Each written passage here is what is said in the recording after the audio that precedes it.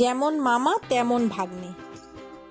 গোপালের মামা একদিন গোপালকে হাসতে হাসতে বললে, ওরে গোপাল, তোর চেহারা দিন দিন ভূতের মতো হয়ে উঠছে রে, এটা কি খেয়াল করে দেখেছিস?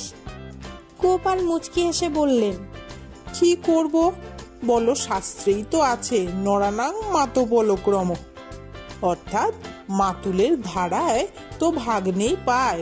তাহলে বুঝুন, আপনি আপনার মাতুল যেমন, আমিও তেমন হতে পারলাম তো। হাসতে গিয়ে মাতুল ভ্রু কুঁচকে নিজের দিকে তাকান।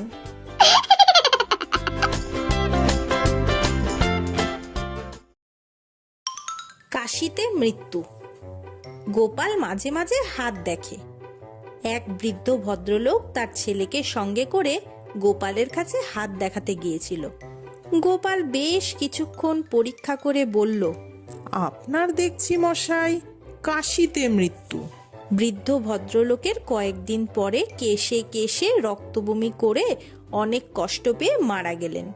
শ্রাদ্ধের পরে মৃত ব্যক্তির ছেলে গোপালের কাছে গিয়ে বললে, আপনি বলেছিলেন আমার বাবা কাশিতে মারা যাবেন, কিন্তু আমার বাবা কিছুদিন আগে যে কেশে কেশে রক্তবমি করে মারা গেলেন, আপনার কথা সত্যি হলো না।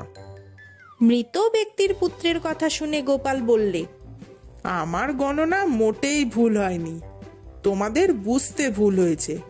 তবে কাশিতে না বলে কাস্তে কাস্তে বলা উচিত ছিল, ওটুকু ভুল ধরতে নেই। তোমরা বুঝতে ভুল করেছো, আমি কি করতে পারি?